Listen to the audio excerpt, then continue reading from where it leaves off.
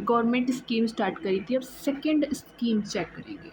तो इसके अंदर है प्रधानमंत्री किसान मानधन योजना। तो ये क्या स्कीम है? तो ये एक सेंट्रली सेक्टर स्कीम है, यानी ऐसी स्कीम जो कि 100% सेंट्रली इसको फंड करेगी। किस किस के अंदर आती है? Ministry of government agriculture and farmer welfare, जो हम बात कर रहे थे। इसके अंदर एक डिपार्टमेंट है cooperation and farmer welfare department. Government of India जो कि लाइफ इंश्योरेंस कॉरपोरेशन के साथ क्या करती है? कोलैबोरेट करती है। ये एक voluntary and contributory pension scheme है। ये वॉलेंट्री कैसे? कि फार्मर चाहे तो एंट्री कर भी सकता है इसके अंदर और नहीं भी। कॉन्ट्रीब्यूटरी कैसे है? कि इसमें फार्मर को भी कंट्रीब्यूट करना पड़ेगा साथ में। किसके लिए बनाई गई है? स्मॉल एंड मार्जिनल फार्मर्स के लिए। इसके अलावा एक बार इसके दोबारा से इंट्रो की बात कर लेते हैं कि सेंट्रली सेक्टरेड स्कीम है। साथ में कि किस किस कौन कौन सी डिपार्टमेंट आते हैं इसके अंदर। सबसे पहले मिनिस्ट्री की बात करेंगे। Ministry of agriculture and family welfare इसके अंदर इसके साथ cooperation and farmer welfare department आता है। साथ में गवर्नमेंट ऑफ इंडिया और कोलैबोरेट करती है वो LIC के साथ। तो ये चारों चीज़ याद रखेंगे इन द इंट्रोडक्शन। अब बात करेंगे इसके एम की। तो ये जो है हमारे जो ओल्ड एज प्रोटेक्शन के लिए दी जाती है, जो ओल्ड एज पर्सन्स हैं उनको उनके लिए बनाई गई है। कौन? वो भी small and marginal fibre farmers. तो उनको पेंशन देने का काम करेगी। मिनिमम 3000 रुपीज़ देनी है और 60 एज जब उसकी उन पर्सन की हो जाएगी उसमें उनको ये फिर बेनिफिशरी मिलेगी। तो होता क्या है, एक बार दोबारा रिवाइज करते हैं कि जो भी ओल्ड एज फार्मर है, old age wait a minute old age farmers, मेरा कहने का मतलब ये है कि जो भी स्मॉल एंड मार्जिनल फार्मर्स हैं उनको ये दिया जाएगा ओल्ड एज में, इन एज ऑफ 60 में। ठीक है, कितना? मिनिमम 3000 रुपीज़ दिया जाना है। ठीक है, और इसको एज अ सोशल सिक्योरिटी या फिर प्रोटेक्शन माना जा सकता है। इसके अलावा हम साइलेंट फीचर्स देखते हैं। तो जो पर्सन है जब उसके एंट्री एज क्या है? 18 टू 40 ईयर्स की जब वो एज में होगा, इन बिटवीन कभी भी वो ज्वाइन कर सकता है। इसके अलावा इसकी जो बेनिफिशियरी है ये तभी मिलेगी जब वो 60 ईयर ऑफ एज अटेन कर लेगा। इसके अलावा ये एक वॉलेंट्री प्रोग्राम है, हमने देख लिया है कि जो चाहे वो आ सकता है, जहाँ पर small and marginal farmers include होंगे। अगर वो 29 ईयर्स की एज में मीडियन एंट्री कर मतलब इसके अंदर आता है तो उसको 100 रुपीज़ देने पड़ेंगे एज अ पेंशन फंड। जितना भी फंड फार्मर इन्वेस्ट करेगा उतना ही फंड गवर्नमेंट भी इसमें डालेगी। ठीक है, इसके अलावा जो सेंट्रल गवर्नमेंट है वो भी इसमें फ़ंड डालेगी, हमने देखा। और ये सभी मैनेज कौन करेगा? LIC ही इसके पेंशन पे आउट के लिए भी रिस्पॉन्सिबल है। रिटर्न में आपको मिनिमम क्या मिलेगा? 3000 रुपीज़ मिलेंगे। और अभी हमने चेक करा कि LIC इसका मैनेजर है, मैनेज करने का काम वही करेगा और पेंशन का पेमेंट भी वही करेगा। एक बार रिपीट करते हैं। तो सबसे पहले हमने इंट्रोडक्शन देखा कि ये एक सेंट्रली सेक्टरेड स्कीम है जो कि ministry of agriculture and family welfare के अंदर आती है। साथ में हमने देखा था कि जो इसका डिपार्टमेंट है एक cooperation and farmer welfare department जो है वो भी इसके अंदर आता है। साथ में गवर्नमेंट ऑफ इंडिया एंड साथ में कोलैबोरेट करती है ये विद LIC, ये हमने चेक करा था। इसके अलावा एम्स एंड ऑब्जेक्टिव हमने देखे थे कि जो स्मॉल एंड मार्जिनल फार्मर्स थे इन द एज ऑफ 60 उनको पेंशन मिलती है। ठीक है, as a old age security and protection की तरह से, और मिनिमम 3000 रुपीज़ उनको मिलते हैं। ठीक है, इन द ओल्ड एज। साथ में हमने ऊपर ये भी देखा था कि ये एक वॉलेंट्री एंड कॉन्ट्रीब्यूटरी स्कीम है। ठीक है, ये हमने देखा था। इसके अलावा फिर हमने इसकी कुछ साइलेंट फीचर्स देखे थे, जैसे तो सबसे पहले हमने एंट्री एज देखी कि 18 टू 40 ईयर्स की एज है एंट्री, और बेनिफिशियरी 60 ईयर की एज के बाद ही मिलेगी, नॉट बिफोर। इसके बाद हमने देखा था कि किस तरीके से इसका सिस्टम है। सबसे पहले ये वॉलेंट्री स्कीम देखी थी हमने। वॉलेंट्री स्कीम में जो भी पर्सन अगर वो 29 यानी मीडियन एज के अंदर एंट्री करता है तो उसको पे करना पड़ेगा अराउंड 100 रुपीज़ पर मंथ। अगर वो इससे लेट स्टार्ट करेगा तो उसको उतने ही रुपीज़ ज़्यादा देने पड़ेंगे। अगर वो पहले स्टार्ट कर देगा तो पर मंथ अमाउंट भी कम हो जाएगा। साथ में जो जितना भी ये जो अमाउंट है उसके बाद इसमें क्या करेगा, एक पेंशन फंड मतलब गवर्नमेंट भी कंट्रीब्यूशन देगी इसके अंदर। गवर्नमेंट कंट्रीब्यूशन देगी और उसके बाद 60 ईयर की एज आने के बाद आपको जो अमाउंट मिलेगा वो मिनिमम 3000 रुपीज़ दिया जाएगा। साथ में LIC इसको मैनेज भी कर रही है। साथ में जो तुम्हारा पेमेंट का पे आउट है वो भी क्या कौन करेगी, LIC करेगी। अब साइलेंट फीचर में ही आगे है security in case of death. अगर डेथ हो जाती है तब क्या होगा, तो जो अगर डेथ हो जाती है तो उसके स्पाउस के पास दो ऑप्शन है। पहला, या तो वो इस स्कीम को विदड्रॉ कर दें और जो भी प्रोसीजर है उसके हिसाब से अपने जो अमाउंट है उसको ले सकती है। साथ सेकेंडली वो उसको कंटिन्यू भी कर सकती है आगे। ठीक है, तो ये दो ऑप्शन के स्पाउस के पास है। लेकिन अगर ये केस है अगर वो 60 से पहले डेथ होती है, लेकिन अगर 60 के बाद में डेथ होती है तो उसको क्या मिलेगा, 50% अमाउंट मिलेगा। ठीक है, यानी कि मिनिमम अगर 3000 था तो 1500 रुपीज़ उसको मिल जाएंगे। साथ में ये तो इन केस ऑफ 60 के बाद अगर डेथ हुई है ऑफ दी फार्मर, उसके स्पाउस को मिलेंगे। लेकिन अगर दोनों की ही डेथ हो गई है, फार्मर की भी एंड उसके स्पाउस की भी, तो इस केस में जो पेंशन फंड है, पेंशन फंड के अंदर ये सारा अमाउंट चला जाएगा। अब इसमें इनरोल कैसे कर सकते हैं, बाय कॉमन सर्विस सेंटर जो कि विलेजेस के अंदर होते हैं, वहाँ पर जाकर इनरोल कर सकते हैं। साथ में विलेज लेवल एंटरप्रेन्योर्स होते हैं, ये क्या करते हैं, इंफॉर्मेशन देते हैं और जो भी उनका रजिस्ट्रेशन में उसमें मदद कराते हैं। तो ये एक फील्ड लेवल एम्प्लॉयज़ होते हैं, ठीक है, जो इस काम को करते हैं इनरोलमेंट के लिए और उनको इनकरेज करते हैं अबाउट दिस स्कीम। उसके बाद एक ग्रेवियंस विड्रेसल होता है। ये एक सिस्टम है जिसके अंदर क्या होता है, अगर किसी भी फार्मर को क्या हो रहा हो, पेंशन लेने के अंदर या फिर कॉर्पोरेशन में या फिर रजिस्ट्रेशन में या फिर बैंक से रिलेटेड कोई भी प्रॉब्लम आ रही है तो वो अपनी कंप्लेन यहाँ पर कर सकता है। इसके अलावा इवैल्यूएशन के लिए गवर्नमेंट ने कुछ कमिटीज़ ऑफ सेक्रेटरीज़ भी बनाई हुई है ताकि वो इसकी स्कीम के अंदर इसको इवैल्यूएट करते रहे और अगर मॉडिफिकेशन की ज़रूरत है तो गवर्नमेंट को बताए। साथ में एक कोऑपरेशन स्कीम भी है। इसके अंदर क्या है कि इस स्कीम को बाकी स्कीम के साथ कोलैबोरेट भी किया जा सकता है, जैसे कि प्रधानमंत्री किसान सम्मान निधि प्रोग्राम जो कि अभी हमने पहले पढ़ा था कि PM किसान, उसके थ्रू भी इसको क्या कर सकते हैं, मर्ज कर सकते हैं ताकि जो अमाउंट उसमें आए सरकार दे उसको हम इसके अंदर लगा दें और हमें 60 ईयर ऑफ एज के बाद अमाउंट मिलता रहे। तो अब हम एक बार रिवाइज करते हैं हमने पूरी साइलेंट फीचर के अंदर क्या पढ़ा है। तो सबसे पहले हमने देखा था कि 18 टू 40 ईयर ऑफ एज होनी चाहिए, साथ में 60 ईयर की एज आने के बाद ही बेनिफिशियरीज मिलेंगी। साथ में ये एक वॉलेंट्री प्रोग्राम है जो कि स्मॉल एंड मार्जिनल फार्मर्स के लिए बनाई गई है और उनको मीडियन एंट्री अगर वे करते हैं तो 100 रुपीज़ पर मंथ देना पड़ेगा। सेंट्रल गवर्नमेंट जो है इसमें कंट्रीब्यूट करेगी, जितना भी वे करेंगे मतलब फार्मर्स करेंगे। साथ में LIC इसको मैनेज करने का काम कर रही है। रिटर्न में उनको 3000 मिनिमम पे मिलेगा, ठीक है, और इसका पे आउट भी कौन करेगा, LIC करेगी। इसके बाद हमने इसकी सिक्योरिटी देखी थी इन केस ऑफ डेथ। अगर डेथ हो जाती है फार्मर की in before 60 year of age तो स्पाउस के पास दो ऑप्शन है कि वो इस स्कीम से निकल भी सकता है या फिर इसको कंटिन्यू रख सकता है।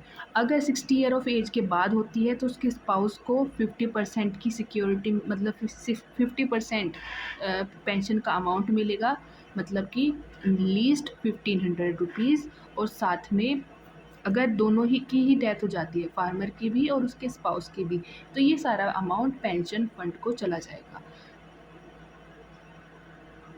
जो इनरोलमेंट का प्रोसीजर है वो क्या है, central service common service centre में इनरोल कर सकते हैं। कुछ विलेज लेवल एंटरप्रेन्योर होते हैं, हेल्प करते हैं। अभी ग्रेवियंस रिड्रेसल की बात करी थी कि अगर कुछ प्रॉब्लम आ रही है तो उसको करेक्शन में मदद करेगा ये सिस्टम। इवैल्यूएशन के लिए कुछ कमिटीज़ बनाई हुई है, कमिटीज़ ऑफ सेक्रेटरीज, जो कि इस स्कीम में को इवैल्यूएट करेगी और मॉडिफिकेशन की ज़रूरत है तो वो सरकार को बताएगी। साथ में एक कोऑपरेशन मैकेनिज्म की बात करी थी, इसको लिंक कर सकते हैं हम पीएम किसान के साथ। रिवाइज करते हैं एक बार और। तो इस स्कीम के अंदर हमने सबसे पहले देखा था कि मतलब इसके फीचर्स की बात करेंगे तो 18 से 40 के बीच में एंट्री ले सकते हैं। हमने देखा था कि 16 के बाद ही बेनिफिशियरी मिलेगी। वॉलेंट्री हम इसके अंदर एंट्री ले सकते हैं, वॉलेंट्री एंट्री। अगर वे मीडियन एज में एंट्री करते हैं तो उनको 100 रुपीज़ देने पड़ेंगे, ठीक है, पर मंथ। और जितना लेट स्टार्ट करेंगे उतना अमाउंट बढ़ता जाएगा, जितना पहले स्टार्ट करेंगे उतना ही अमाउंट कम होगा। जितना ये कंट्रीब्यूट करेंगे मतलब फार्मर्स, ठीक है, ये फार्मर्स की बात हो रही है, उतनी ही कंट्रीब्यूट करेंगे सेंट्रल गवर्नमेंट, जितना सेंट्रल गवर्नमेंट कंट्रीब्यूट करेगी। साथ में इसमें क्या होगा, एलआईसी ही इसको मैनेज करेगी और मैनेज का काम भी एलआईसी का है और साथ में इसका पे आउट भी जो है वो एलआईसी ही करेगी। My pen is not working correctly.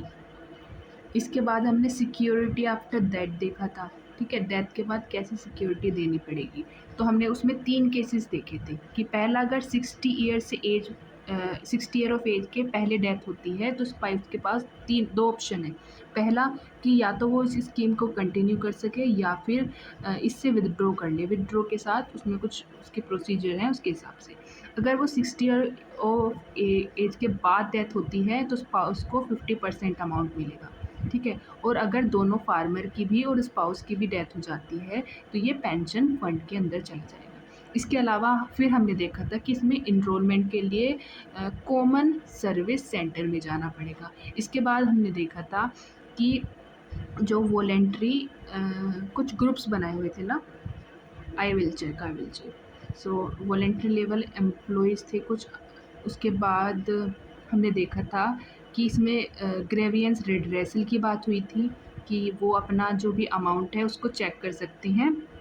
मतलब बैंक के साथ कुछ भी प्रॉब्लम आती है या फिर इनरोलमेंट में कोई प्रॉब्लम आती है, कंट्रीब्यूशन में कोई प्रॉब्लम आती है तो वो अपनी शिकायतें ग्रेवियंस रिड्रेसल सिस्टम के थ्रू बता सकते हैं। इसके अलावा हमने इवैल्यूएशन के लिए देखा था कि वे कुछ कमेटी बना रखी है उन्होंने, ठीक है, काउंसिल ऑफ सेक्रेटरीज देखा था हमने, ठीक है। इसके अलावा कॉरपोरेशन देखा था कि हम जो पीएम किसान थे उसके साथ इसमें कोऑपरेट कर सकते हैं, पीएम किसान जो हमारी स्कीम थी उसके साथ। ये सारे हमने इसके साइलेंट फीचर्स देखे थे। अब बात करेंगे कि इसके अंदर किस किस को इंक्लूड करा गया है। तो सबसे पहला है स्मॉल एंड मार्जिनल फार्मर्स को इसके अंदर इंक्लूड करा गया है। दूसरा, अगर कोई भी 2 हेक्टेयर्स का लैंड होल्डिंग है किसी की भी तो उसको इंक्लूड करा गया है, ठीक है। 18 टू 40 ईयर ऑफ एज ये हमने देख लिया। साथ में हमने क्या देखा कि it should not be covered under any other statutory social security scheme, जैसे कि किसी भी स्टैट्यूटरी स्कीम के अंदर एनरोल नहीं होना चाहिए, जैसे कि NPS, national protection scheme, employee state insurance corporation scheme, employee fund organisation scheme etcetera, ठीक है। मतलब स्टैट्यूटरी स्कीम के अंदर नहीं होना चाहिए। इसके अलावा अगर वो प्रधानमंत्री श्रम योगी मानधन योजना से जुड़ा है या फिर national pension scheme for trader and self employed person के साथ जुड़ा हुआ है, जो कि मिनिस्ट्री ऑफ लेबर एम्प्लॉयमेंट के अंदर आता है, तब भी उसको ये बेनिफिशियरी मिल नहीं सकती। इसके अलावा it should not be in the categories for the higher income economic status, अगर इकोनॉमिक स्टेटस ज़्यादा है तब भी नहीं मिलेगी। और ये एलआईसी, अभी ये बता दिया, ये कई बार आ गया, ठीक है, एलआईसी के थ्रू आता है और हम इसको पीएम किसान जो हमारी स्कीम थी उससे भी लिंक कर सकते हैं। रिवाइज करते हैं दोबारा। पहला देखा स्मॉल एंड मार्जिनल फार्मर्स होने चाहिए, 2 हेक्टेयर ऑफ लैंड होना चाहिए, 18 टू 14 ईयर ऑफ एज, ठीक है। इसके अलावा स्टैट्यूटरी बॉडी में इनरोल नहीं होना चाहिए, और एक प्रधानमंत्री श्रम योगी मानधन योजना, साथ में national pension scheme for trader and employed person में नहीं होना चाहिए, beneficiaries of national economic status के अंदर नहीं आना चाहिए, और LIC में इनरोल करना पड़ेगा, साथ में जो PM किसान जो हमारी योजना थी उसके साथ ज्वाइन भी कर सकती हैं। अब पढ़ेंगे किसको एक्सक्लूड करा गया है। तो अगर किसी के पास 2 हेक्टेयर से ज़्यादा लैंड है तो वो नहीं आएगा इसके अंदर। इसके अलावा जो हमने अभी स्टैट्यूटरी बॉडीज़ पढ़ी थी वे नहीं होनी चाहिए। साथ में अगर किसी के पास लैंड ही नहीं है वो भी इंक्लूडेड नहीं है। साथ में वही सारी स्कीम्स आती हैं इसके अंदर, ठीक है। तो एक बार इसको रिवाइज करेंगे। तो सबसे पहले हमने इंट्रोडक्शन देखा था जिसमें हमने देखा था कि ये सेंट्रली सेक्टर्ड स्कीम है, ठीक है, जो कि वॉलेंट्री एंड कॉन्ट्रीब्यूटरी स्कीम है। इसके अलावा ये मिनिस्ट्रीज़ के अंदर आता है जो हमने पढ़ी थी, ministry of agriculture and family welfare, ठीक है। इसके अलावा cooperation and farmer welfare department, India government of India and LIC का कोलैबोरेशन है। इसके अलावा हमने देखा था इसके कुछ एम जो कि था कि ये ओल्ड एज प्रोटेक्शन का काम करता है, ठीक है। सोशल सिक्योरिटी देता है स्मॉल एंड मार्जिनल फार्मर्स को 3,000 रुपीज़ तक का इन द एज ऑफ, जब उसकी एज हो जाएगी 60 ईयर। इसके अलावा हमने देखा था इसके कुछ फीचर्स जैसे कि 18 टू 40 ईयर ऑफ एज होनी चाहिए, ठीक है। 60 ईयर की एज आने पर ही बेनिफिट मिलेंगे।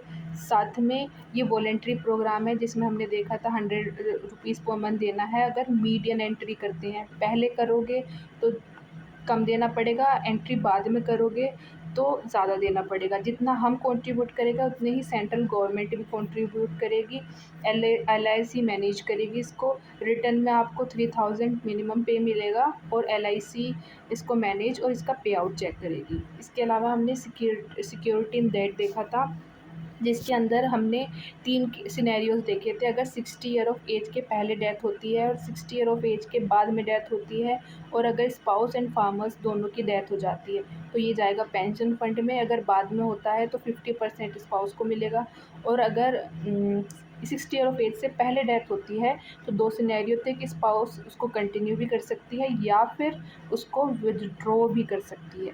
इसके बाद हमारे इनरोलमेंट देखा था कॉमन सर्विस सेंटर पे जाके कर सकते हैं।